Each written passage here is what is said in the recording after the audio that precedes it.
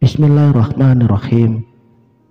Assalamualaikum warahmatullahi wabarakatuh.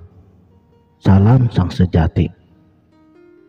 Ruh adalah energi ilahiyah, atau kalau boleh saya katakan Al-Quran sejati yang terdapat di dalam diri manusia.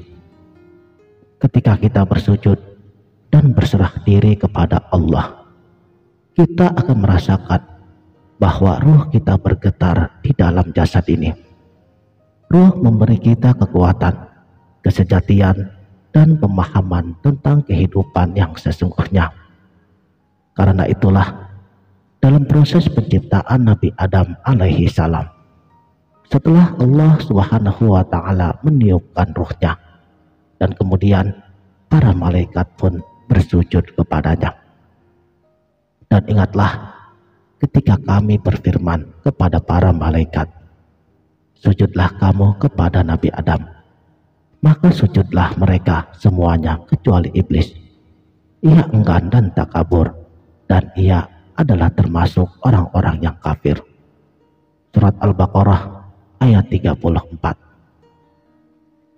Jadi, sujudnya para malaikat kepada manusia pertama Nabi Adam alaihi salam, karena di dalam diri Nabi Adam telah Allah sempurnakan, yang sebenarnya ialah mengandung hakikat zat Tuhan atau energi ilahiyah, yaitu yang disebut dengan ruhku dalam surat Shad ayat 72, bukan kepada sifat kemanusiaannya.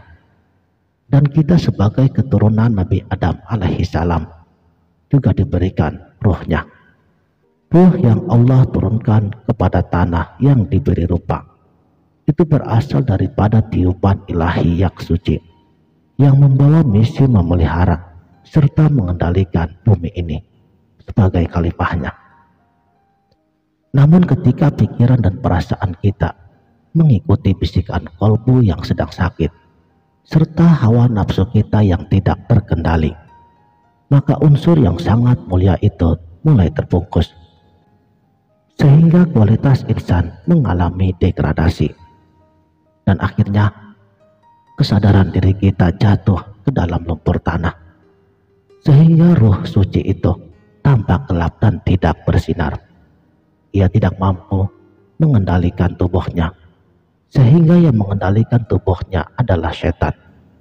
Tinggallah ruh yang tak dapat berbuat apa-apa, dan setanlah yang menggantikan kedudukan nurani sebagai pengendali daripada pikiran, perasaan, dan batin manusia. Kekeliruan manusia yang menganggap ego sebagai petunjuk Allah, akibatnya akan muncul berbagai macam penyakit.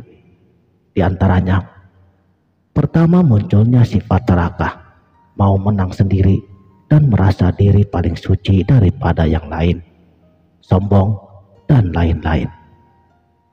Kedua, hatinya tidak akan merasakan tenang dan juga damai, karena ego tidak mengenal batasan kata cukup, sehingga hidupnya selalu dipenuhi dengan kecemasan. Ketiga, merasa hidupnya selalu dipenuhi oleh berbagai macam masalah. Bahkan rahmat Allah sendiri pun seringkali dirasakan sebagai masalah, dan sulit untuk bersyukur pada kehendak Allah. Pikiran dan perasaannya selalu dihantui oleh rasa takut yang tidak berkesudahan, takut ditinggal oleh Tuhan-Tuhan palsu yang telah hidup di dalam hatinya. Manusia yang ruhnya masih terselubung, yaitu masih rendah kesadarannya, mereka melaksanakan ibadah hanya karena mengejar pahala dan menggapai surga dan takut akan nerakanya. Seluruh pelaksanaan ibadah hanya dilaksanakan terbatas pada pelaksanaan hukum-hukum, rukun-rukunnya, tetapi belum menyentuh makna hakikinya. Jadi, nafsu dan pikiran kitalah yang seringkali merintangi ruh dalam menjalankan tujuannya. Ego dan nafsu yang membuat kita terbatasi dalam menyadari tujuan hidup kita yang sebenarnya, dan untuk menemukan kembali arah hidup kita yang telah lama hilang. Istighfar adalah salah satu jalan terbaik. Istighfar membantu kita untuk kembali menyelaraskan hubungan antara alam akal dan alam rasa, sehingga perilaku diri kita tidak lagi dikuasai atau tidak lagi dikontrol oleh ego diri kita sendiri, agar ruh kita dapat kembali menjalankan fungsinya sebagai energi ilahiyah. Melalui istighfar, kita akan membuka tabir hijab roh. Dengan terbukanya tabir roh, maka roh kita akan dapat kembali menjalankan fungsinya sebagai unsur yang sangat mulia. Roh akan menjadi pemimpin bagi jasad dan jiwa kita dalam menjalankan kehidupan ini.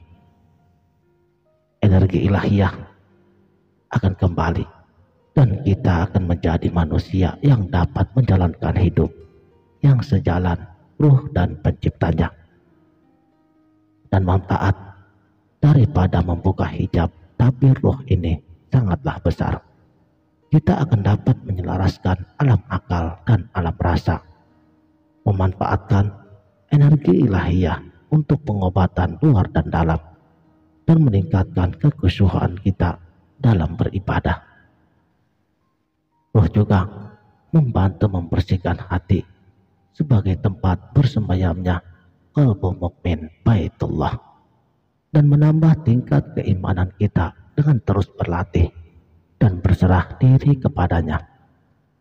Makanya mari kita buka tabir hijab roh dengan istighfar dan kembali menjalankan misi hidup kita sebagai manusia yang sejalan dengan Tuhan. Jadi memahami roh adalah memahami diri kita dan tujuan hidup kita di dunia ini. Dan ingatlah bahwa Al-Quran sejati telah terdapat di dalam diri kita. Melalui istighfar, insya Allah kita akan dapat membuka tabir roh, sehingga kita akan kembali terhubung dengan Allah Sang Pencipta alam. Sekianlah, terima kasih telah menonton. Sampai jumpa di video berikutnya. Wabillahi taufik wal hidayah. Wassalamualaikum warahmatullahi wabarakatuh.